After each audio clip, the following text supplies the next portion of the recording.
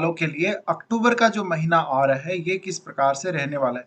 अक्टूबर के महीने के लिए ये कुंडली आपके लिए तैयार की गई है जिसमें ग्रहों की कुछ गोचरीय व्यवस्था इसी प्रकार से रहेगी। हो सकता है ग्रहों का गोचर बदलने के कारण कुछ ग्रहों की गोचरीय व्यवस्था बदल जाए, लेकिन ऑलमोस्ट यही गोचरीय व्यवस्था देखने को मिलेगी। ये गोचरीय व्यवस्था 1 तारीख के अकॉर्डिंग बनाई गई है। अब हम सबसे पहले आगे बढ़ने से पहले गोचर को देखेंगे, गोचर के अकॉर्डिंग फिर हम आगे बढ़ने वाले हैं।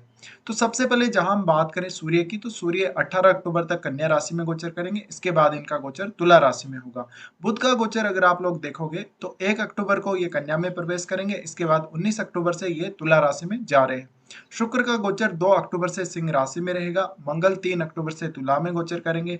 गुरु का गोचर मेष राशि में रहेगा और ये वक्री होकर गोचर कर रहे हैं। शनि कुंभ में वक्री होकर गोचर कर रहे हैं। चंद्रमा 1 अक्टूबर को मेष राशि में गोचर करेंगे और राहु मेष में और केतु तुला में गोचर कर रहे हैं। ये गोचर ऑलरेडी इनका चल ही रहा है।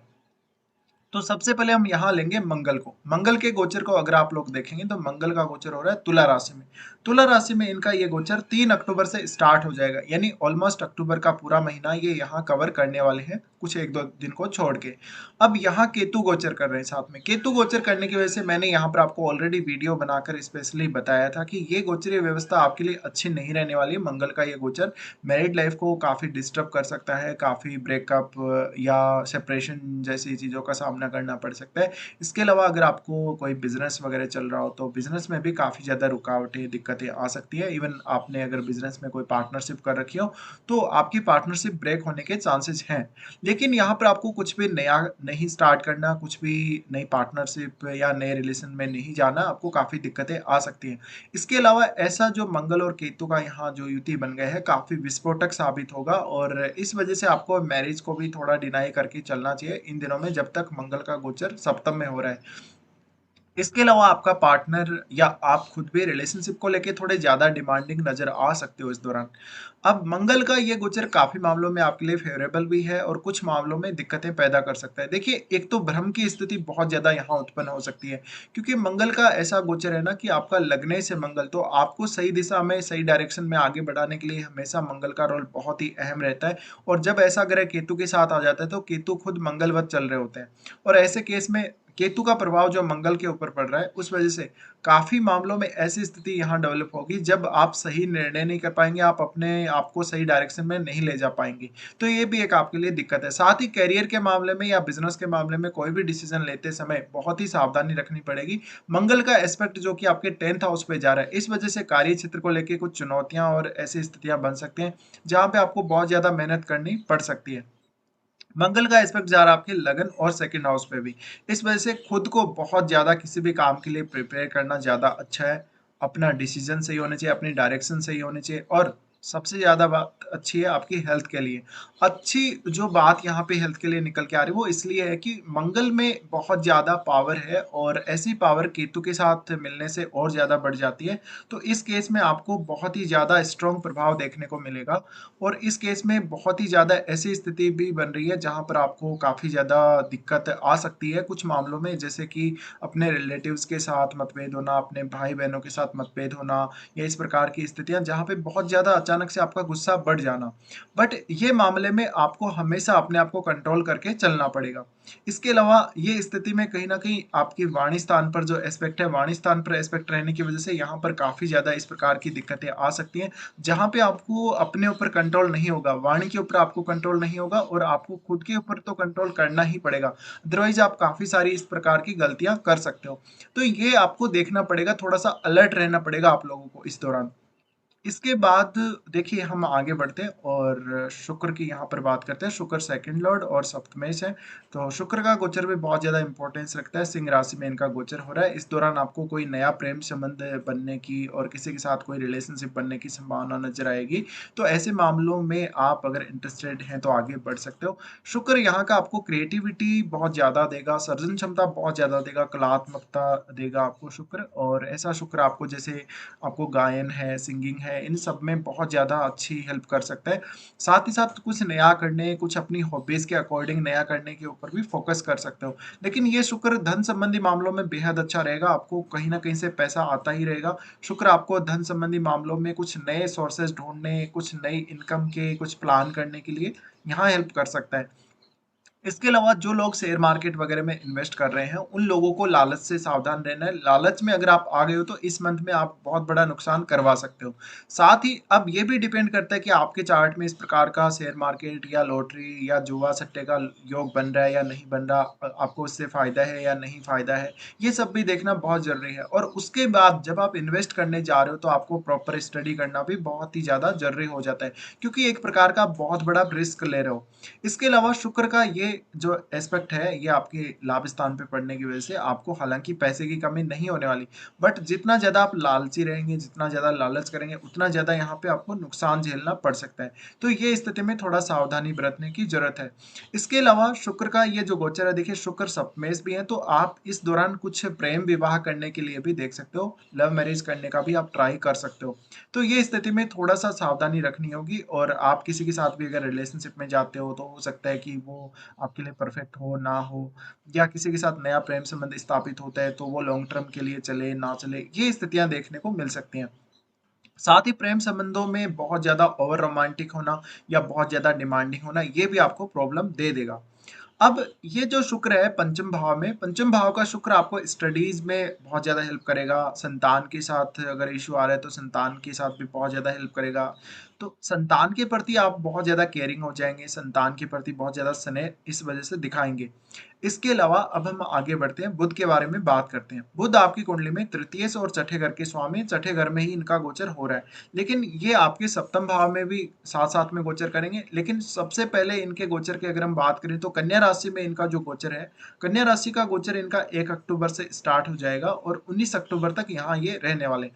तो मैक्सिमम यहाँ पर ये आपको कार्य क्षेत्र में बेहद मदद करने वाले हैं, और इनके साथ सूर्य भी हैं, तो इस वजह से आपको काफ़ी मदद मिलने वाली है। अब अपनी डेली लाइफ की जो समस्याएँ आ रही हैं, या आपको अपने कार्यस्थल पर किसी प्रकार की दिक्कत आ रही है, कलीग्स के साथ किसी प्रकार की दिक्कत आ रही है, उन सबको बहुत अच्छे से सुलझाने में यहाँ आप लोगों को मदद मिलेगी। साथ ही बुध का ये जो गोचर रहने वाला है, कुछ मामलों में आपको धन संबंधी मामलों में विशेष रूप से सही निर्णय लेने की ज़रूरत रहेगी। साथ ही कहीं से लोन वगैरह लेना हो तो बहुत ही सोच समझ कर आपको ट्राई करना चाहिए। फिर बुध का ये एस्पेक्ट यहाँ पर आपके 12वें भाव पे जा रहा है। 12वें भाव पे एस्पेक्ट जाने की वजह से ये कुछ मामलों में आपको दिक्कतें दे सकता है, जैसे अनवांटेडली कुछ खर्चा हो गया, या अनवांटेडली कोई धन को लेकर ऐसी स्थिति बन गई जहाँ पे आप बहुत ज़्यादा रिस्क की तरफ जा रहे हो और आपको बहुत कोई बड़ा नुकसान देखने को मिल गया। इसके अलावा बुध आपकी कुंडली में तृतीयश है। तृतीयश होने की वजह से आप अपनी काबिलियत का बहुत अच्छे से यूज़ कर सकोगे, और आप कुछ हद तक कम्युनिकेशन भी बहुत अच्छे से कर सकोगे। तो ये बुध आपको इस प्रकार के रिजल्ट्स देंगे। फिर आपके बुध यहाँ आगे बढ़ने वाले हैं गोचर में और तुला में आ जाएंगे। तुला का जो बुध रहेगा वो जीवन साथी के साथ बहुत ज्यादा तर्क वितर्क करवा सकता है। यहाँ पर साथ में केतु और मंगल ये भी हैं, तो आप जल्दबाजी में कोई भी डिसीजन ना लें।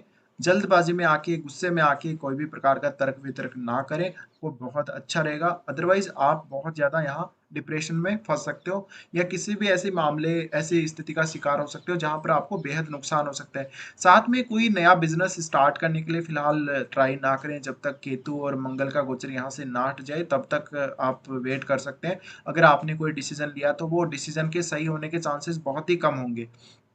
फिर बुध का यहाँ आना ये भी दिखाता है कि जीवन साथी के साथ कोई सडन ट्रेवल देखने को मिल सकती है, या अपने बिजनेस पर्पज के लिए कोई सडन ट्रेवल आपको देखने को मिल सकती है। इसके अलावा यहाँ का बुध ज्यादा से ज्यादा आपको अपने जीवन साथी को एडवाइस करने के लिए प्रेरित करेगा, या जीवन साथी के साथ थोड़ा सा मिसकम्युनिकेशन के चांसेस भी बनते हैं, क्योंकि यहाँ केतु है। तो केतु होने की वजह से आप बुध की जो क्वालिटीज हैं, बुध के जो गुण हैं, उनको प्रॉपर यूज नहीं कर पाएंगे। फिर बुध आपके लगन को भी देख रहे हैं। लगन को देखने की वजह से, बुध जब लगन को देखते हैं तो आपकी भावना काफ़ी मजबूत होती है कि आप बहुत ज़्यादा डिस्कशन करें, बहुत ज़्यादा बोलें, अपने विचारों को बहुत ज़्यादा प्रकट करें, नई कुछ सूचनाओं को ग्रहण करें। तो इन मामलों में आपको विशेष फोकस रखना ज़रूरी है, और जहाँ भी आपको दिक्कतें आ रही हैं, उनको बहुत अच्छे से हैंडल करना ज़रूरी है। फिर हम आगे बढ़ेंगे, बात करेंगे चंद्रमा की। चंद्रमा का गोचर इस बार बेहद खास है। चंद्रमा का गोचर आपके लगन में ही होगा। तो चंद्रमा की ये स्थिति 1 तारीख को बनेगी। ये स्थिति की वजह से काफी बार आपको कुछ प्रॉब्लम्स आ सकती हैं, अपने आप को लेके इमोशनली बहुत ज्यादा अटैचमेंट किसी से होना, या खुद से बहुत ज्यादा एक्सपेक्टेशंस हो सकती हैं। इमोशनली आपको यहाँ पे खुद से बहुत ज्यादा लगाव होना, या एक्सपेक्टेशन बढ़ने की वजह से काफी प्रॉब्लम्स आएंगी। मानसिक रूप से अस्थिर आपका बहुत ज्यादा यहाँ पे ऐसा दिख रहा है कि अस्थिरता बहुत ज़्यादा रहने वाली है कुल मिला के। तो आपको खुद को कंट्रोल करना होगा और इमोशनली तो आपको बहुत ही ज़्यादा खुद को कंट्रोल करने की ज़रूरत है। साथ में यहाँ पर उसके बाद चंद्रमा जा रहे हैं सेकंड हाउस में। सेकंड हाउस का जो चंद्रमा रहेगा ये बहुत अच्छा रहेगा आप लोगों के लिए। यहाँ चंद्रमा उच्च के हो जाते हैं, इस वज़ह से आपको धन संबंधी मामलों में विशेष सहायता कर सकते हैं, हेल्प कर सकते हैं। साथ ही इस दौरान कोई आपको कहीं से धन की प्राप्ति हो सकती है, फैमिली के साथ रिलेशंस इस दौरान काफ़ी अच्छे रहेंगे। साथ ही अपनी फैमिली के लिए आप बहुत कुछ करने वाले हो। साथ ही घर में अगर किसी भी प्रकार का कोई लेन-देन चल रहा है प्रॉपर्टी का या कोई ऐसी वस्तु का लेन-देन चल रहा है, तो आपके लिए बेहद अच्छा रहेगा। साथ ही धन की वृद्धि, प्रॉपर्टी की वृद्धि या आपके पास ज्वेलरी वगैरह में वृद्धि देखने को मिल सकती है। लेकिन आपको फैमिली की केयर करना बहुत ज़्यादा पसंद आएगा, फैमिली की आप बहुत ज़्यादा केयर करने वाले हो। इसके अलावा आपकी फैमिली में काफ़ी ज़्यादा इम्प्रूवमेंट आएगा, आपको फैमिली की तरफ से भी बेहद सपोर्ट मिलेगा। इसके अलावा आपकी माताजी का कोई बड़ा रोल या माताजी की तरफ से कोई बहुत बड़ी हेल्प आपको सामने आ सकती है इस मंथ में। इसके बाद हम यहाँ पर आगे बढ़ने वाले हैं और बात करेंगे यहाँ पर सूर्य के बारे में। सूर्य देखिए, सूर्य पंचमेश है और गोचर कर रहे हैं आपके छठे घर में। छठे घर में इनका गोचर आपके लिए बेहद खास है और ये गोचर आपको ज़्यादा से ज़्यादा हेल्प करेगा आपकी डेली लाइफ में। डेली लाइफ के अलावा जो लोग भी जॉब कर रहे हैं उनको बेहद हेल्प होगी यहाँ पर सूर्य के द्वारा। और आप अपनी जो भी परेशानियाँ आ रही हैं, जो भी आपके सामने रुकावटें आ रही हैं, किसी भी प्रकार की ऐसी स्थिति जहाँ पे आप बहुत ज़्यादा स्ट्रगल कर रहे हो, अपने आप को बहुत ज़्यादा परेशानियों में देख रहे हो या कंपटीशन का सामना करना पड़ रहा है, उन मामलों में सूर्य यहाँ हेल्प करने वाले हैं। लेकिन सूर्य का गोचर यहाँ पर लगभग 18 अक्टूबर तक ही रहेगा, उसके बाद सूर्य आगे बढ़ जाएंगे। अब सूर्य का यहाँ आना कुछ हद तक स्टूडेंट्स के लिए अच्छा नहीं माना जाएगा, क्योंकि ये इनके लिए पंचमेश हो जाते हैं और जब ये यहाँ स्थित होंगे तो स्टडी में थोड़ा ज़्यादा फोकस करना पड़ सकता है, स्टडी करने के लिए मेहनत ज़्यादा करनी पड़ सकती है। फिर सूर्य का जो एस्पेक्ट आपके 12वें भाव पे जा रहा है, 12वें भाव पे एस्पेक्ट जाने की वजह से कुछ मामलों में आपको शिकायतें रह सकती हैं, जैसे कि अपने बॉस के साथ शिकायतें, अपने कलीग्स के साथ। तो यहाँ पे जॉब छोड़ने का भी काफ़ी बार आपका मन करेगा और वर्क प्लेस पे आप बहुत ही ऐसे, जैसे एक बॉस होता है, अपने आप को आप बॉस समझते हो, इस प्रकार का बिहेव करोगे। तो दूसरे को बहुत ज़्यादा डोमिनेट करने से आपको बचना चाहिए, दूसरे को बहुत ज़्यादा प्रेशराइज़ करने से आपको बचना चाहिए। फिर सूर्य जा रहे हैं सप्तम भाव में। सप्तम भाव में सूर्य नीच की स्थिति में आ जाएंगे। नीच की स्थिति में आने से वैवाहिक जीवन में काफी ज्यादा प्रॉब्लम बढ़ जाएगी और आप कोई बहुत ज्यादा असफल प्रयास कर सकते हो किसी के साथ मैरिज करने का, या आपका किसी से कोई प्रेम संबंध है, आप उनके साथ मैरिज करने के बारे में बहुत ज्यादा अपने मन में सोच सकते हो। अब आपकी मैरिज सफल होगी या नहीं होगी, ये तो बहुत ही कम चांसेस हैं कि आपकी मैरिज सफल होगी, बट आपको इस प्रकार के विचार आ सकते हैं। फिर सूर्य का यहाँ होना आपके जीवन साथी को काफी डोमिनेटिंग दिखाता है, तो जीवन साथी भी आपको काफी डोमिनेट करेगा, आपसे काफी चीजों की डिमांड करेगा और आपको काफी प्रेशराइज करके रखेगा। सूर्य द्वारा लगन को देखा जाएगा, लगन को देखा जाने की वजह से यहाँ पर आपको डिप्रेशन, एंग्जाइटी, इस प्रकार की दिक्कतों का सामना करना पड़ेगा और काफी ज्यादा गुस्सा बढ़ जाना, एंग्जाइटी बहुत ज्यादा बढ़ जाना या किसी भी काम को करने के लिए बहुत ही ज्यादा प्रेरणा मिल जाना, बहुत ज्यादा ओवर कॉन्फिडेंस में आ जाना, इस तरह की स्थितियां आपको देखने को मिलेंगी। तो इन सब पर कंट्रोल रखना बहुत ही ज़रूरी है आप लोगों को। इसके बाद हम यहाँ पर देखेंगे, मंगल की तो हम ऑलरेडी बात कर चुके हैं, अब गुरु की बात करते हैं। देखिए, गुरु का गोचर बेहद खास है, गुरु लगन में गोचर कर रहे हैं और गुरु 12वें घर के और 9वें घर के स्वामी हैं। और वक्री होकर जब गुरु गोचर कर रहे हैं तो राहु का इम्पैक्ट यहाँ बहुत ज़्यादा है, इस वजह से ये मंथ भी उन लोगों के लिए बहुत ज़्यादा फेवरेबल है जो विदेश जाना चाहते हैं या विदेश में बसना चाहते हैं या अपने स्टडी पर्पज़ के लिए विदेश जाना चाहते हैं। तो ऐसे लोगों को यहाँ पर काफ़ी ज़्यादा हेल्प करेंगे गुरु। लेकिन आपको प्रॉपर डिसीजन लेना पड़ेगा। गुरु के वक्री होने की वजह से हो सकता है कि आप राहु के ज़्यादा प्रभाव में हैं और राहु के प्रभाव में आके कोई फ़ाल्स डिसीजन ले सकते हो। इसके अलावा देखा जाए तो ये स्थिति में आपको खुद के ऊपर कंट्रोल रखना बहुत ही ज़्यादा ज़रूरी है। देखा जाए तो गुरु का ये जो यहाँ पे गोचर हो रहा है, थोड़ा आध्यात्मिक प्रवृत्ति आप में देखने को मिल सकती है। अगर आप तंत्र मंत्र, ज्योतिष या टैरो कार्ड रीडिंग या ऐसे क्षेत्रों में काम कर रहे हो, अकल्ट के फील्ड में काम कर रहे हो, तो ये आपको बहुत ज़्यादा मदद करेगा। साथ ही इस दौरान कोई भी नई पार्टनरशिप बिज़नेस में ना करें, कोई भी नया बिज़नेस स्टार्ट ना करें। आपके मन में अगर कोई विचार आ रहा है तो सबसे पहले आप यहाँ पर मंगल और केतु को सप्तम भाव से हटने दें, उसके बाद आप कोई प्लानिंग नहीं कर सकते हो। तो यहाँ पर जो गुरु का गोचर है, गुरु का गोचर आपको हेल्प तो करेगा, लेकिन कुछ मामलों में आपको शिकायतें रह सकती हैं। साथ ही आपको आपकी जो श्वसन तंत्र है, श्वसन तंत्र से संबंधित या डाइजेशन सिस्टम से संबंधित दिक्कतें आ सकती हैं। इसके बाद हम शनि को देखेंगे। शनि का आप अगर गोचर देखोगे तो शनि 10th और 11th लॉर्ड है और वक्री होकर आपके 11th हाउस में गोचर कर रहे हैं।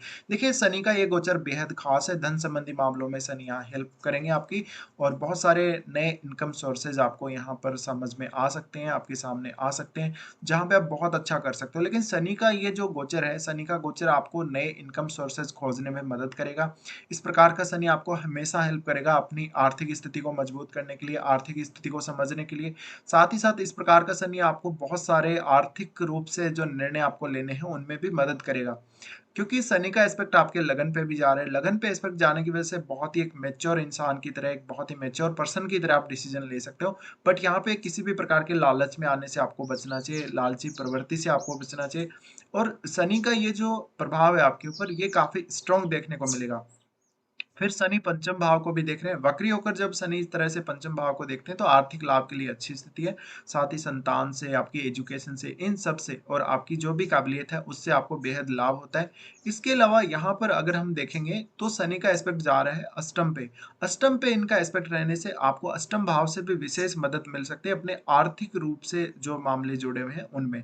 तो ये यहाँ पर हम बोल सकते हैं शनि का गोचर तक हमने यहाँ चर्चा की और ऑलमोस्ट हमारी चर्चा यहाँ पूरी हो चुकी है।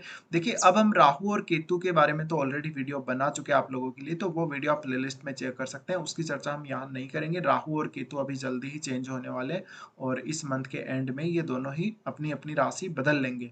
इसके बाद हम देखेंगे आप लोगों के लिए अच्छे और खराब दिन कौन कौन से आने वाले हैं। तो सबसे पहले जहां हम अच्छे दिनों की बात करें तो मेष लगन वालों के लिए 3, 4 और 7 से 11 तक, उसके बाद 19, 20 और 21 ये दिन बेहद खास है, बेहद अच्छे रहने वाले हैं। अगर आपको कोई भी कार्य ठीक से नहीं बन पा रहा, कोई भी काम में आपको ज्यादा रुकावटें आ रही, तो इन दिनों में आप विशेष ट्राई कर सकते हो किसी भी काम को करने के लिए। साथ ही इन दिनों में आपका भाग्य भी साथ देगा और आपको दूसरे लोगों की हेल्प भी काफी अच्छी मिल जाएगी। इसके बाद देखते हैं कुछ खराब दिनों को। खराब दिनों में अगर देखा जाए तो चंद्रमा का गोचर जब कन्या में होगा तो 12, 13 और 14 तारीख को ये आपके लिए बहुत ही ज़्यादा प्रॉब्लमेटिक दिन रहेंगे। इस दौरान काम का बर्डन बहुत ज़्यादा रहेगा, डिप्रेशन, एंग्जायटी, हेल्थ को लेके दिक्कतें रहेंगी, फाइनेंस की प्रॉब्लम्स रहेंगी। तो 12, 13 और 14 का जो दिन है, 3 दिन ये बेहद ही खराब दिन रहने वाला है। इन दिनों में थोड़ा-सा अपने आप को खुद पर कंट्रोल रखना पड़ेगा। फिर चंद्रमा का गोचर जब स्कॉर्पियो में होगा तो 17 और 18 तारीख को ये आपको कुछ हद तक ऐसे मामलों में मदद कर सकता है जहां पे अचानक धन की प्राप्ति हो, जहां पे आपको सडनली किसी के द्वारा आर्थिक सहायता मिल गई हो। लेकिन 17 और 18 का समय भी आपको मानसिक रूप से दिक्कतें देगा, मानसिक तनाव बहुत ज्यादा देगा, मन में आपको फालतू का डर क्रिएट करेगा। फिर चंद्रमा का गोचर जब पाइसेस में होगा 26 और 27 को, ये दौरान बहुत ही कोई बड़ा डिसीजन आप लेने वाले अगर हो तो आपका डिसीजन गलत जा सकता है। इन 2 दिनों को विशेष रूप से अवॉइड कीजिएगा। किसी भी प्रकार का घर को लेके या घर के सदस्यों को लेके कोई बड़ा डिसीजन लेना हो, कोई बड़ा खर्चा करना हो, उसके लिए बेहद आपको सावधानी रखनी पड़ेगी। तो ये कुछ दिन हैं जहाँ पर आपको 7 दिन तक विशेष सावधानी रखनी पड़ेगी। ये 7 दिन आपकी लाइफ को पूर्णतया खराब कर सकते हैं। फिलहाल हम अपना डिस्कशन पूरा कर चुके हैं। वीडियो देखने के लिए धन्यवाद।